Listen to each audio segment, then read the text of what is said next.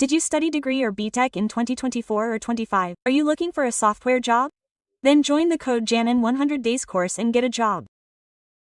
Welcome to Suma TV. I am your Samantavi Nagar. When buying any land, there is a sale agreement and a GPA, which is called General Power of Attorney. But which one has more value? Because recently, the AP High Court has given a judgment related to this. What is the direction and suggestion regarding it? High Court Advocate Alagari Ravindranath is with us. Let's find out what they said.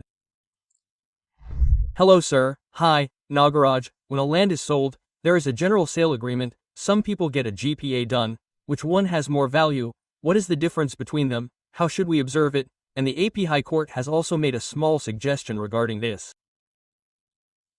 Having said that, what are the guidelines? What is the actual sale agreement and GPA?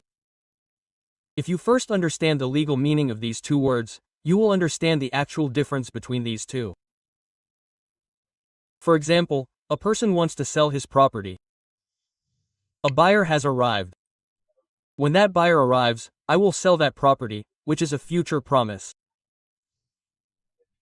I am ready, I will sell this property in the future, and a sale consideration is made, and along with that sale consideration, I take an advance amount, pay the balance amount within so many days, and I will register within so many days.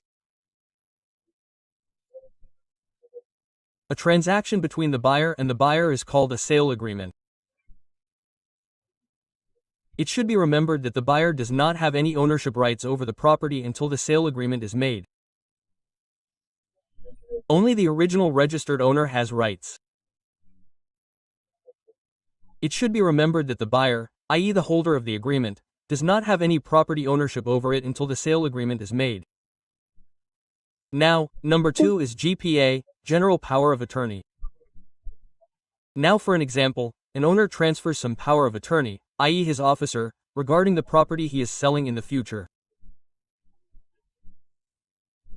He means on the behalf of me, you can collect rent on this property, otherwise you can sell the property.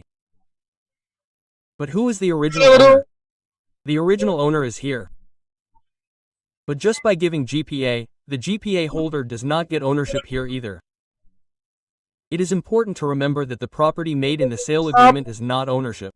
Similarly, even if a GPA is made, there is a difference between the two, the property ownership card. For example, I will try to tell you with an example. Nagaraja, let's take a person like Raju here. Let's say his name is Raju. What did this Raju do? He is selling his property, whether it is a flat in an apartment, a flat, land, any commercial property, residential property, anything, he is selling it. He is saying that for that and is valuing the property at 1 crore rupees. He took 25 lakhs as an advance.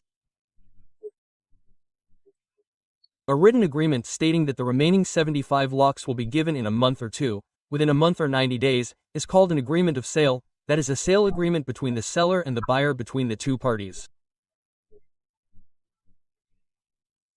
The second is the general power of attorney. He may be old or he may have many properties in different places.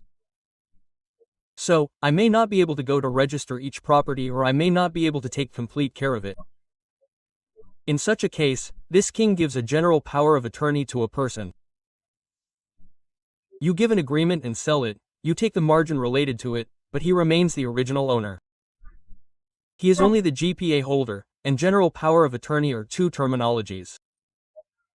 Here we have a case in the Andhra Pradesh High Court.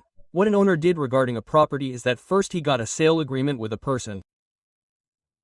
After getting the sale agreement, he also gave the GPA on that property to another person. However, what the person who made the agreement of style did was go to court. He gave me a sale agreement for this property, and after giving me the sale agreement, he gave the GPI to another person. So under the Specific Relief Act, he should sell this property to me only. I have the rights over it. The person who took the sale consideration went to the High Court saying that the person to whom he gave the GP does not have the rights over it. What was done in the High Court on this is that if a summons is sent, whoever the GPI holder came and gave me the GPI, then since I also have the property ownership on this, I can sell that property to anyone. I can also take someone else. The person who did the first sale consideration does not need it. I got a different rate, a different good rate, so I can also sell the property to another person, and after the GPI holder received the summons on this, he filed a counter petition. After considering both of these, the High Court clearly said that according to the Registration Act of 1908, whoever is the original owner where the sale consideration took place and the GPA took place, the original owner will have total property ownership rights as the original owner. Moreover, even if the landmark judgment given by the Supreme Court in the case of Siraj Lamp Industries Private Limited versus State Union of Haryana in 2011 is mentioned here, the GPA holder is not the property owner in any case. He is not the owner, he is also an agreement holder. Just the transfer of the rights has been transferred to him, but since he is the original owner, the sale consideration should be given only to the person to whom the sale consideration was given first. The High Court, here in Andhra Pradesh High Court, has recently given a landmark judgment on the 14th, saying that just because the GPA has been given, the person who has taken the GPA cannot give it to another person. So, from these terminologies, we know that when a transaction comes, especially in civil disputes, neither the agreement of sale consideration nor the GP holder is the original property owner. A transaction must take place. Under the 1908 Registration Act, unless the registration is completely registered in a registration office, unless a sale date is made, these two documents also come under future sales only, except for the future promise, except for the original ownership of the property. Nagaraj Garu has given a judgment saying that the original ownership belongs to 100. But there is still a lot of detailing. Information, when it comes to real estate, there is little understanding of what is legal. But I really like the points you made. Anyways, thank you. Thank you so much Alagari Ravindranath Garu. Thank you so much Nagaraja Garu sir. There are many people who are waiting for your appointment. It may be related to land, it may be related to real estate, or it may be related to criminal cases, civil cases. If they want any legal advice, suggestions, remedies, what is the process for them to approach you? How to take your appointment Nagaraja Garu. Whether it is civil issues, criminal issues, family issues, if you want such legal advice, contact the number given below or WhatsApp it.